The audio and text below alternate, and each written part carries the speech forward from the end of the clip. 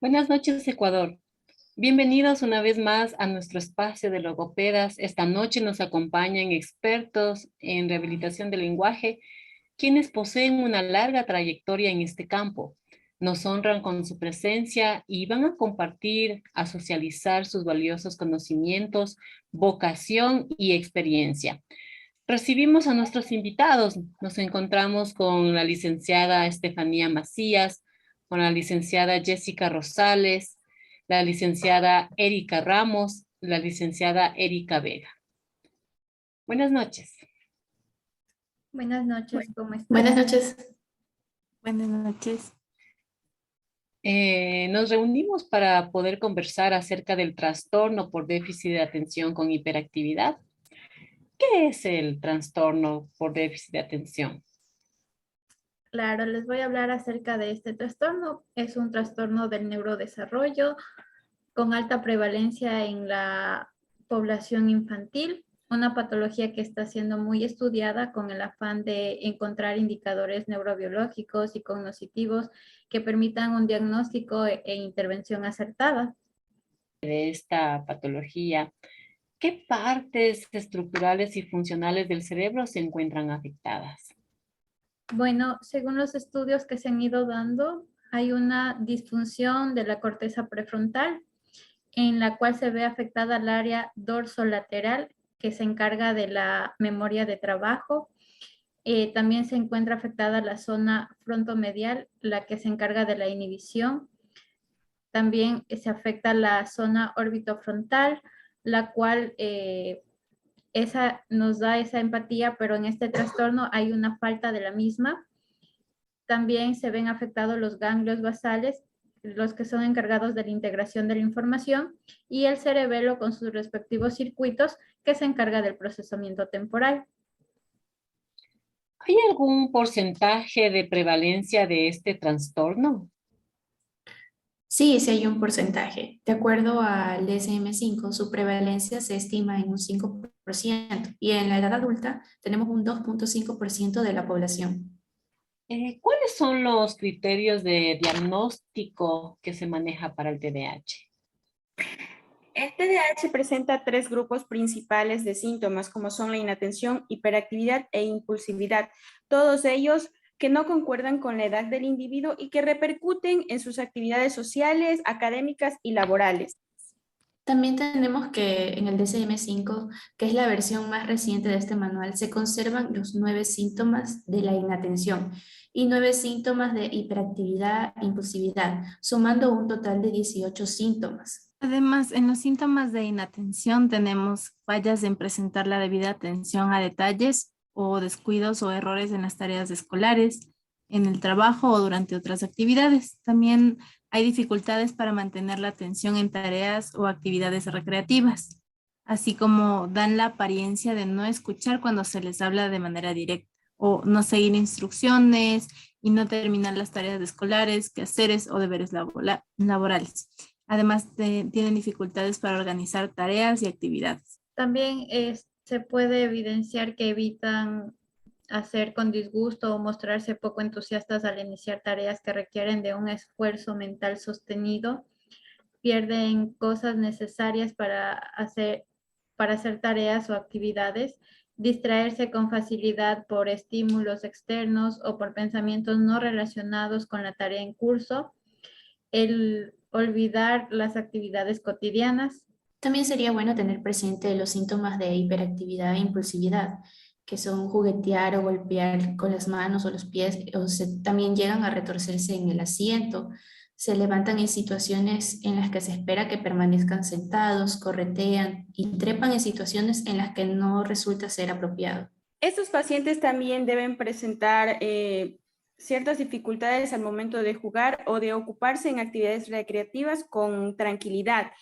Suelen estar ocupados y actuar como si los impulsara un motor, hablan en exceso y responden de forma inesperada o antes de que concluya la pregunta. Presentan dificultad para esperar su turno y también suelen interrumpir o inmiscuirse en las actividades de las demás personas. Sabemos que los síntomas en el TDAH juegan un rol muy importante. Quisiéramos saber qué tiempo deben estar presentes estos síntomas en esta patología. Bueno, según el DSM-5, estos síntomas deben persistir durante al menos 6 meses y deben repercutir en las actividades sociales, académicas o laborales de la persona. Continuando con los síntomas, ¿cuántos síntomas debe presentar el paciente? El paciente debe presentar mínimo 6 síntomas con predominio en la inatención o 6 síntomas con predominio en la hiperactividad e impulsividad. Ya, así como hay síntomas en el TDAH, también hay grados. ¿Cuáles son los grados en el TDAH? Claro, les voy a mencionar los grados que presenta este trastorno.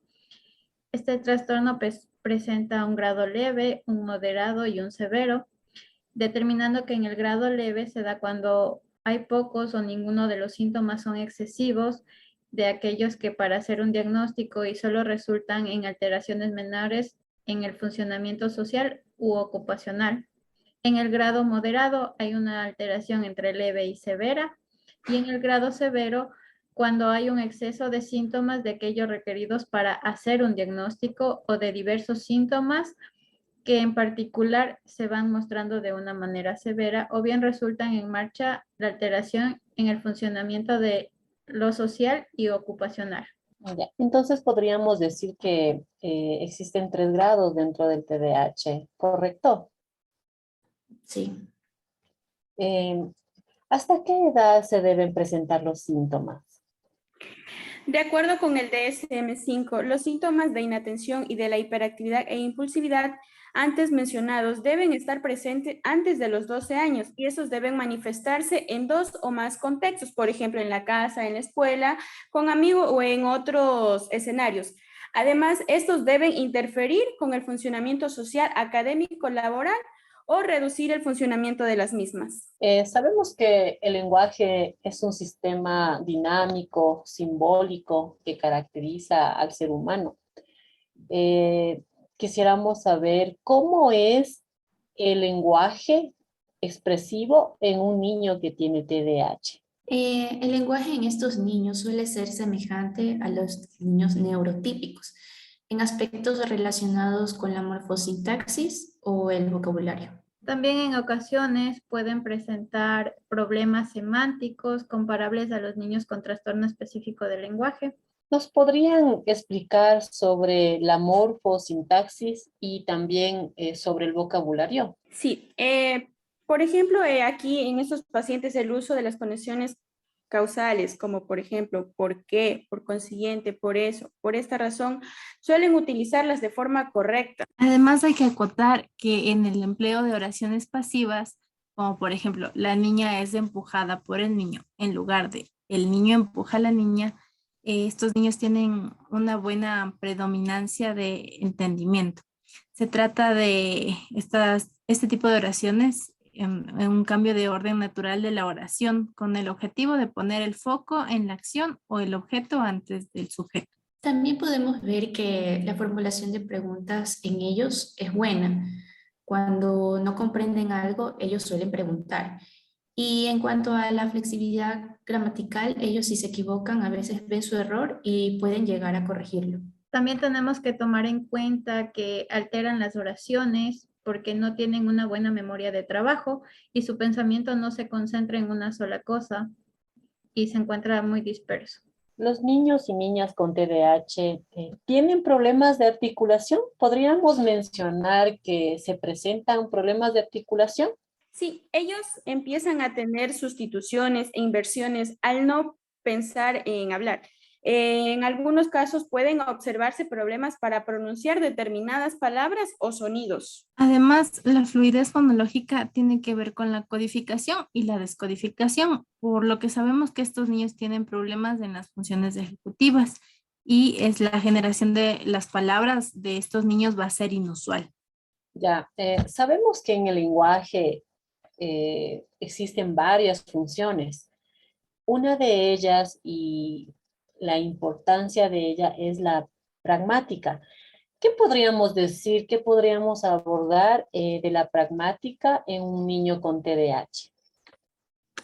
Sí, en eso tienes mucha razón. Ellos sufren bastantes dificultades en la pragmática, evidenciadas, por ejemplo, a través de conversaciones más estereotipadas, dificultades para adaptar un mensaje a las necesidades del interlocutor y también suelen hablar sin parar.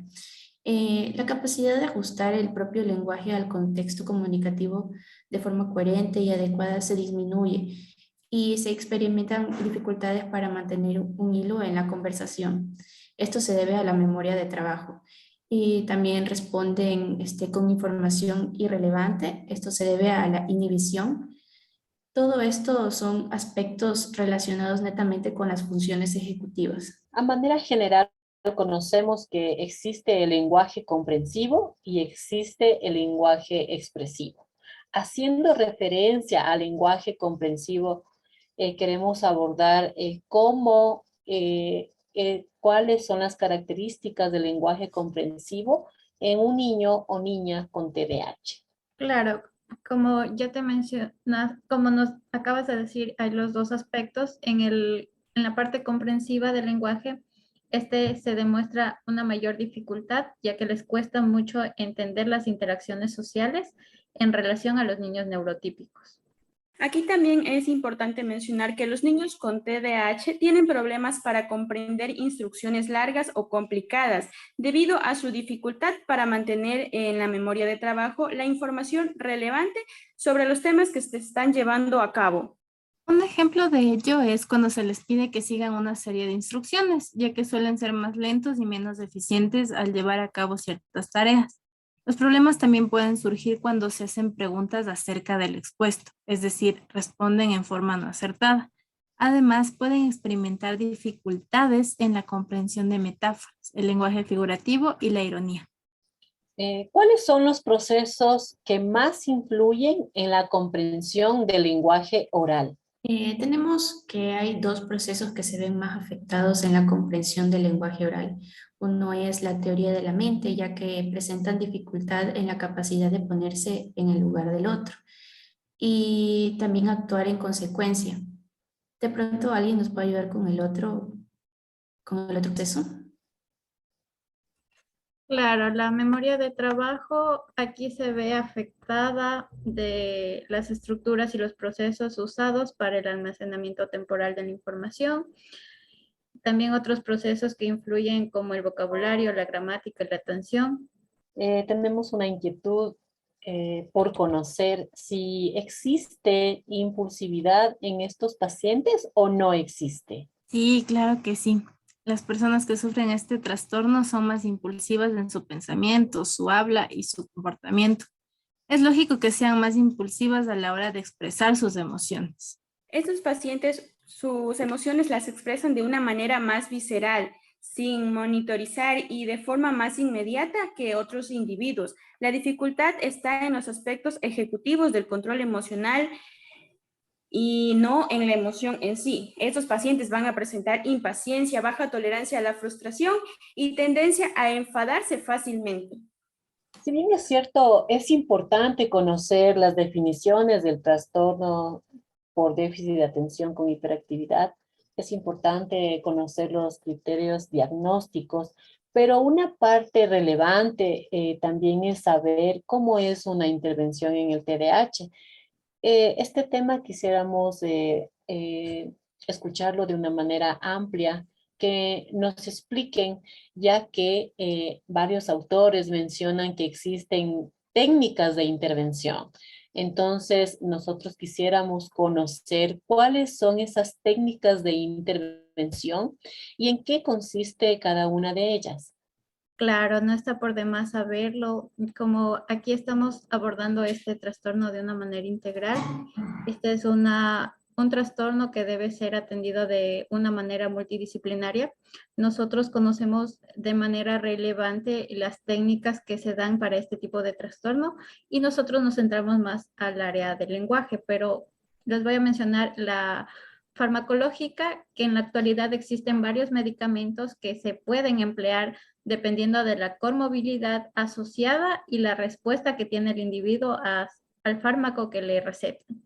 También hay una técnica de intervención conductual que se encarga del modelamiento y el moldeamiento de la conducta. Cuando la conducta no se encuentra dentro del niño o hace falta de esta.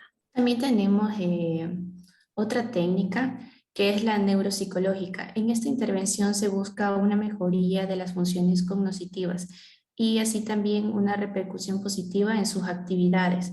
Se interviene de manera específica en la atención sostenida y la selectiva, en la memoria de trabajo y en la inhibición, y también en la demora de las gratificaciones que se le dan a estos niños. Y como por último, también se entrenan las habilidades sociales. Es importante la comorbilidad del TDAH.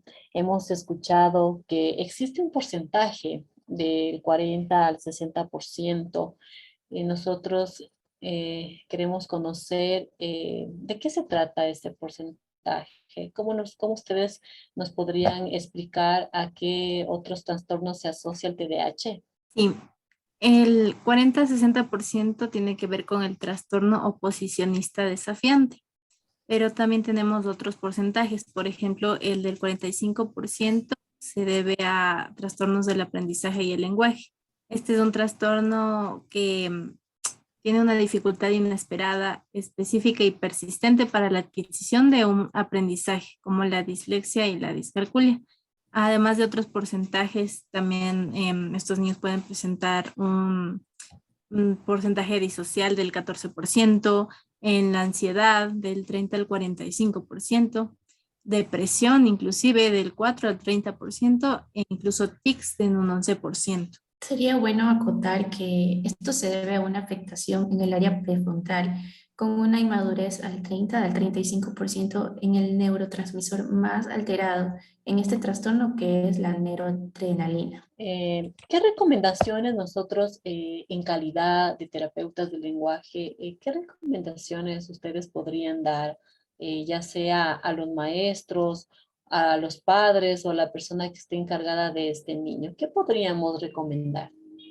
Sí, bien, es muy importante, hay que estar seguros de que el niño tiene realmente TDAH, descartando cualquier tipo de problemas médicos, como por ejemplo audición, visión u otras alteraciones. Otra recomendación es el no dejarnos llevar por la situación de que el niño ya sabe una actividad solo porque ya lo terminó pronto. En realidad el niño no está aprendiendo en ese caso porque él solo quiere acabar e irse a jugar. Entonces, por ello se deben escribir o leer las instrucciones para que el niño vaya entendiéndolas. Incluso él las puede hacer y tomar más responsabilidades. Y si es necesario, se las debe repetir porque ellos necesitan oír las cosas más de una vez. También hay que destacar que debemos respetar los turnos de conversación, que estos se vienen dando más en el área de trabajo, que sería la escuela en sí, también dentro de su hogar y bueno, con sus pares casi no lo respetan, pero también sería una buena idea mencionarlo. También ayudarles de manera visual con pictogramas para que se guíen de una mejor manera. Sería bueno que también podamos usar un sistema de bonificación con puntos o de recompensa para los niños más pequeños. Esto serviría para la modificación de la conducta. Sentar al niño cerca del escritorio para ayudarle a alejar de estímulos que lo distraigan. También podemos evitar las pruebas o evaluaciones con límites de tiempo. También sería bueno que para que estos procesos de autorregulación se vayan dando, podemos aplicar por medio de la responsabilidad. Necesitan estructura. Por ejemplo, tener listas, recordatorios, límites, calendarios.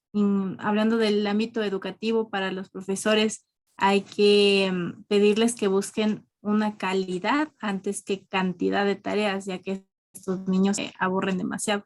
También podríamos dividir actividades largas en varias actividades cortas, darles pequeños trucos como reglas, claves, ritmos, códigos. Sin olvidar que debemos darle las herramientas de enseñanza necesarias para que realicen a cabalidad sus tareas. Entre una de estas técnicas es subrayar lo más importante y lo que para ellos es primordial aprender. Excelentes recomendaciones, muy claras, muy precisas. Las recomendaciones son importantes, pero también las conclusiones. Entonces, ¿Qué podríamos concluir del trastorno de déficit de atención con hiperactividad? Podríamos concluir que los niños con TDAH tienen un lenguaje aparentemente normal. Sin embargo, cuando se analizan correctamente sus aspectos evolutivos de forma y contenido, pueden haber diferencias psicolingüísticas con los demás niños neurotípicos. Hay que resaltar que en el ámbito educativo, durante la etapa escolar y primaria, el retraso en la adquisición del lenguaje se puede interpretar como un signo de alerta de alta sensibilidad, sobre todo en aquellos niños que se observen estos trastornos de la conducta. Hay que tener bastante cuidado en esto. Claro, una conclusión también que creo que todas hemos llegado y hemos coincidido aquí en este tema es que debemos instruir a los educadores en la prevención de la reeducación de la lectura y escritura debido a la etapa en la que se encuentran, ya que esto puede desarrollar problemas en su aprendizaje. Bien, y podemos decir también que los niños con TDAH tienen el perfil de aprendizaje lento, ya que tienen problemas de seguir el ritmo normal en el aula, tienen problemas de memoria y por ello tienen baja motivación para aprender, así como baja autoestima, por lo que se debe dar un apoyo psicológico, lingüístico y educativo a estos niños. Qué importante todo lo que hemos aprendido esta noche. Estamos muy conformes, muy agradecidos por los conocimientos que han compartido. Les invitamos, licenciadas, a unas futuras entrevistas. Esperamos que nos acompañen con su valiosa presencia. Eternamente agradecidos de todo corazón. Muchas gracias. Muchas Muchas gracias. gracias. Gracias.